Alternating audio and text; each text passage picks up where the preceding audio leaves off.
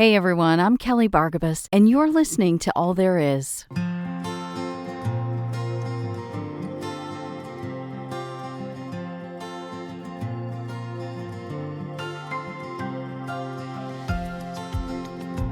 Thanks for tuning in to today's episode, which I am calling Life Interrupted. Before streaming networks and even cable TV, there was a time when we had 3, maybe 5 channels to watch on television if we were lucky. That was if you got really good reception with the antenna on your roof. In my house, we had one television, one TV for 7 of us. Can you imagine? No other screens at all in the house. You watched TV all together in the living room, or you went to your bedroom and listened to the radio or read a book. Maybe played a game. In my house, it was common for all of us to be in the living room after dinner watching a show. On Tuesdays, it was Happy Days and Laverne and Shirley, and Saturday nights were for Lawrence Welk, then Hee Haw, and then Emergency. When I got older, Saturday nights were for Love Boat and Fantasy Island, and if I was really sneaky, I'd stay up for Saturday Night Live. MASH was a family favorite. When I got older, my dad and I would stay up late on Thursdays and watch Hill Street Blues together. Sunday nights were for Mutual of Omaha's Wild Kingdom, and then Walt Disney came on. It was a time. We were together, snacking on popcorn and ice cream, bickering over who was going to change the channel or get the big chair, or who was talking too much or blocking the view. There was no remote, no pause button. You had to run for your life when the commercial hit to get the drink refill, or to go to the bathroom, or run to your bedroom to get the hairbrush so your sister could do your hair during the show. Also, there were no 24/7 news stations. We had the 6 o'clock news and the 11 p.m. news. That was it, which meant that every once in a while, the show we were watching would be interrupted by an emergency broadcast message. There was this static sound with some ominous beeps, followed by the ugliest of screens. I don't know who came up with the pattern. Columns of different colors that hurt your eyes. I suppose it was meant to be jarring, to look serious, to get your attention. And then the dreaded message in a very serious tone. We interrupt this program to bring you a special news bulletin. No! You and your siblings would moan and yell at the TV. The biggest ugh. I guess our parents must have been somewhat interested, watching and listening to see if we pulled out of Vietnam, or if Nixon was convicted, or if we were at war with someone else. We didn't have mass shootings back then, or domestic terrorist attacks. The message delivered by Walter Cronkite, Dan Rather, or Tom Brokaw was usually about natural disasters, earthquakes, hurricanes, a celebrity or politician death, or perhaps a world war, or maybe election results. You knew in the first few minutes if this was going to be a quick message and you could wait it out there in the living room, or, worst case scenario, you and your sisters could tell this was serious enough to take all night, and you would pivot to your rooms to find something else to do until bedtime. I remember being in the throes of a General Hospital episode that afternoon in 1981 when President Reagan was shot. Whatever was happening with Luke and Laura wasn't coming back on, so I took a nap instead. I was a teenager. Regardless of the subject matter or how long the message was, when the emergency broadcast was over, the screen flashed back to the colored bars, and you'd hear, "We now return you to your regularly scheduled program." We'd yell down the hallway, "It's back on!" so the others could sprint back out to the living room. Our life interrupted returned to normal, back to our show. I can't remember if we picked up where we left off. I don't think so. I think the regularly scheduled program kept moving, and if we missed it, we missed it. We'd have to wait for the rerun to be on. I share all this nostalgia with you to say this. Season 4 of All There Is, and the year 2025 in general, was interrupted. My life, and this podcast, were hijacked by an emergency broadcast message. Several, to be honest. Last year in January, I shared an episode to kick off Season 4 called Mountain Movers, and it was one of my favorite episodes ever, and still is, about my dad. He had his first stroke in July 2024, second stroke in January 2025. We brought him home, life returned to a new normal, but then another interruption. In April, he had a third stroke and a grand mal seizure. He hasn't been the same since. Rather than recovery mode, we've been in let's take care of him the best we can and love him to the end mode. Rather than a return to the show we were watching, the rest of the year was perpetual crisis management and gathering a caregiving team, and we are still there in the middle of that program, that new normal. We never went back to the show we were watching. During that program interruption, another emergency was unfolding. My husband, Craig, had been struggling with unknown health issues for almost 2 years that we had been troubleshooting. There was ankle reconstruction surgery to fix the floppy left foot that had been causing falls and trips. When that didn't fix things, there was an MRI resulting in neck fusion surgery in March 2025. They cut open his cervical spine from the front, moved his windpipe and throat to the side, and removed bulging discs and fused C4 to C7. It was a brutal recovery, but we were relieved and excited to finally have an answer to Craig's difficulty in walking, climbing stairs, and pain. He'd also had some odd symptoms and weakness in his arm. It fit the description of cervical myopathy caused by compressed cervical spinal cord. But we were on our way to healing, back to our life before. It was a short commercial break, we thought. But by May of last year, that hope was slowly stalling. His symptoms remained. He still had significant back pain and tightness in his hips, legs that wouldn't lift on stairs. His walking range continued to shrink before he'd need a seat or his legs would give out. Now both of his arms were wonky, weak, and the left side lost its ability to lower and raise in a normal position. We would find out later his weak bicep caused this supination problem. There was a word for it. After demanding a follow-up appointment to share our worries, the orthopedic doctor ordered a nerve conduction test. A glimmer of hope that we'd figure this out. We prayed for answers above all else. On the day of the first nerve conduction, I sat in the room while a technician performed the first part of the test and stayed when the doctor came in with the needles. There was a mix-up with the order that day and only the arms were scheduled. We explained that no, that couldn't be right because it was his legs.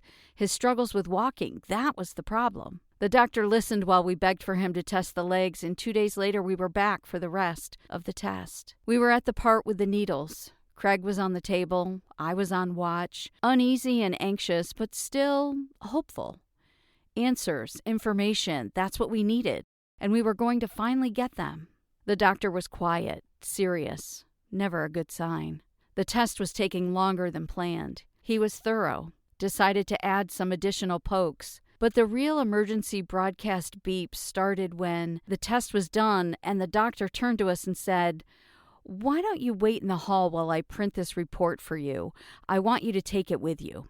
I mean, when does a doctor, not the nurse or NP or PA or the front desk, but the doctor, of all people, offer that? It's usually a whole long process to get a copy of a report, right? You've been there. Arguing, begging, tears, emails, phone calls. He insisted we take the report with us. That was our first clue. Before he left the room, one of us asked the million-dollar question, "Did you see anything?" We were so naive still. Craig had been convinced for 2 years it was sciatica, or just tight hamstrings, or a bad back. But now we didn't even know what the possibilities were. Then he said the 3 words that would permanently interrupt our regularly scheduled life. Motor neuron disease. Not a phrase that I'd ever thought about, or that Craig and I had discussed. Of course, an expert at searching, typing without looking while pretending to listen and pay attention, a fast search on my phone, and the first answer to pop up was ALS. ALS. 3 words that led to those 3 letters. Amyotrophic lateral sclerosis. Lou Gehrig's disease. A 3-letter emergency that I wasn't expecting at all, and when I read them, my throat closed and my stomach hardened. Fuck. Well, on the surface, I rejected the idea that it could be anything like that. Deep in the pit of my being, I knew. I knew that day after the first nerve conduction. ALS. This was the reason Craig seemed to suddenly struggle to climb the stairs in our house 2 years ago. I remember watching him one day, alarmed at the effort it took for him to get up each step. He remembers the first time it happened, too. We were hosting a party for my family. He was climbing the stairs with plates of food after smoking or grilling them outside, And he had to hand off the plates to my niece's boyfriend because he needed his hands and arms to pull himself up the stairs. He thought it was a bad back, tight hamstring, sciatica. It was ALS. This is why his back and hips were always seized up. Not because he was out of shape or because he didn't exercise, all those things I always talked to him about because I was so worried he was going to lose the ability to walk altogether. No, it was none of those things. It was motherfucking ALS. The sometimes slurry words at night, the way his voice quit after too much talking, the weird way his thumb would freeze in place. All this time, it was motor neurons unable to fire when the brain told them to. How long had his motor neurons been dying and we didn't realize it? How long had he been dying right in front of me? There were many more tests after that day. We went back to the orthopedic to review the results. I asked him if it could be ALS, and he looked at me like I was an idiot, which wasn't unusual for this guy. He was convinced no one should ever question him and said, "Oh, that's rare. Why would you think that?" Duh. Had he never Googled motor neuron disease? ALS was the most common of all of them. He referred us to a neurologist, which sounds like an easy task, but in our city, apparently, neurologists are in high demand, and that simple request kicked off a tailspin of trying to get a fast appointment. We were not going back to our regularly scheduled program anytime soon. I called anyone I could think of who might have a connection to a neurologist, and even called in a favor from an old writing friend who happened to be a neurologist that I hadn't talked to in 10+ years. I was shameless in my pursuit. I was going to get Craig an appointment, and by God, I did. The next few months were filled with appointments with 2 different neurologists here at home. Another nerve conduction test, blood work, physical exams, temper tantrums in doctors' offices when they tried to dismiss us, and then a trip to Rochester, Minnesota in October at the Mayo Clinic. If you've never been, good for you. But if you do have to go, just know the Mayo Clinic is the Disneyland of hospitals, doctors' offices, and treatment centers. The customer service, the employees, the volunteers, the traffic flow, the whole city is built around this place. It is amazing. I hope you never have to go, but if you do, you'll be in good hands. Dr. Sorensen, almost old enough to be our dad, smart, calm, sincere, he had it all. We felt like we were in good hands when he let the cat out of the bag at our very first appointment that week at Mayo, Monday, October 6th. In such a short time, we'd seen this exam a few times. Squeeze my fingers, push back on my hands, pull forward, let me see you walk, touch your nose. The resident did all the things. And then Dr. Sorensen came in the room and did them all again. When he was done, he sat down and looked Craig square in the eyes and very matter-of-factly, but not unkindly, said, "Well, it's ALS." Craig's eyes filled with tears. He grabbed my hand. He was not expecting that so soon. He was unable to speak. We were stunned into silence. I thought they'd wait until the end of the week, or at least until all the testing was done. We left the campus that night in a haze of shock, sadness, and holy fucking shit, what do we do now? We limped to an Irish pub, but found it filled with loud families, bratty adults and their kids, and left just as fast as we entered. Back on street level, I spotted a Ruth's Chris sign, and despite Craig's aversion for chain restaurants, I convinced him that this was exactly what we needed. An oasis of predictability. The brand, the expectation, the service. That's the thing with a chain. There's no surprises. And right then, that was exactly what we needed. We were shook. Our foundation, expectation, future, the program we were watching and we loved was shattered, permanently interrupted. There would be no return to the regularly scheduled program. How did this happen? We sat at a table in the bar and ordered a cocktail. I hadn't had alcohol in more than 18 months after an extended cleanse, mostly due to the presence required by my father's health crisis and imminent decline. But fuck presents. On this occasion, I would have a drink with my husband. I couldn't let Craig drink alone, and it was exactly what we needed. The cocktail was delicious, the Caesar salad on point, the steak perfect. We sat in that little booth built for 2, trying to grasp what just happened. Our life would never be the same. We finished our dinner and then finished out the week at the Mayo with his 3rd EMG, nerve conduction, blood tests, 3 or 4 MRIs. I fought for one of the brain. In spite of all this shock and grief that had been sparked in us, we decided pretty early on that we were still going to be us. So, when we found ourselves in the middle of that week at the Mayo on a Wednesday with no appointments, we Ubered to the local airport, rented a car, and took a road trip. Anyone who knows me knows I'm a Laura Ingalls fan. I have all of the Little House on the Prairie DVD set, and I still have the set of chapter books that I got when I was 10. So we learned that Wisconsin and the Laura Ingalls Museum and cabin she was born in was only an hour away. So we started driving. On our way there, we drove through a place called Wabasha. If you don't know, there was a movie in the 90s called Grumpy Old Men that took place in Wabasha.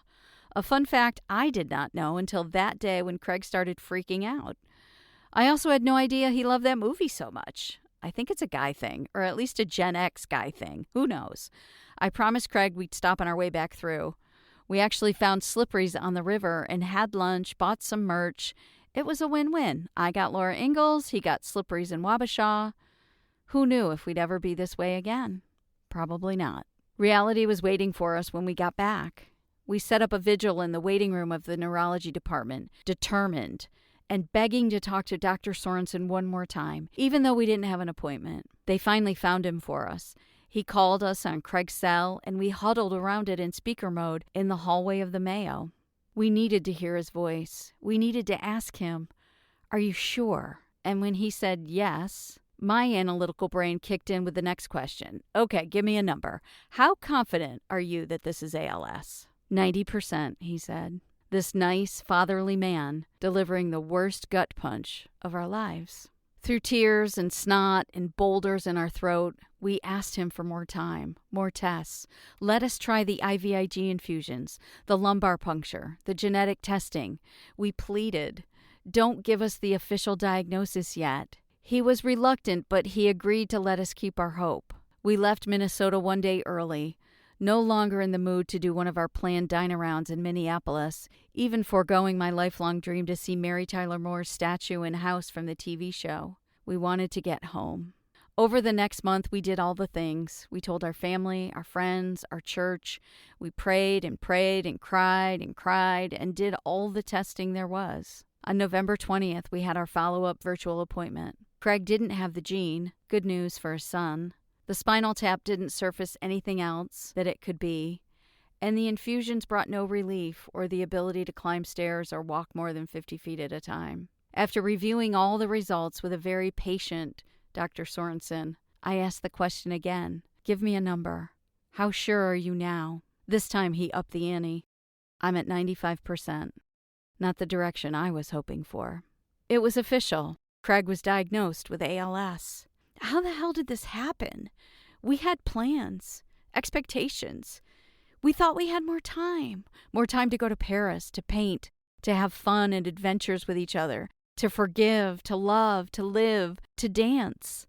We thought we had more time. Turns out we would not be returning to our regularly scheduled program ever. This interruption was permanent, final. It was time to pivot. I wanted to run down the hall screaming to my bedroom and have a full-on temper tantrum on the floor, pounding with my fists and kicking with my feet and screaming and crying, no, no, no, no. But that wouldn't get us anywhere. We did need to pivot. It was time to run down the hallway and find something else to do with the time we had left. Thanks for tuning in today and for allowing me to pick up Season 4 where I left it last year. This is a tough subject and may have been triggering for you. As I've shared this news, almost everyone I talk to has a story or knows someone who has also experienced a life interruption. And as you know, if you've been a listener to All There Is, this is what we're here for. We're here to share the human experience in all of its forms, all of its iterations. And I'll be sharing more about this journey and the journey of others as we find our way through this. You can find past episodes of this podcast wherever you listen. Apple, Google, Spotify, they're all out there. And if you need to catch up, you can find them all at kellybargabas.com. You can also find links to my new novel, Loving Lavender Finch. It's available wherever books are sold, and any other information, you can reach out to me there. Again, thank you for your time. Until we meet again, take care.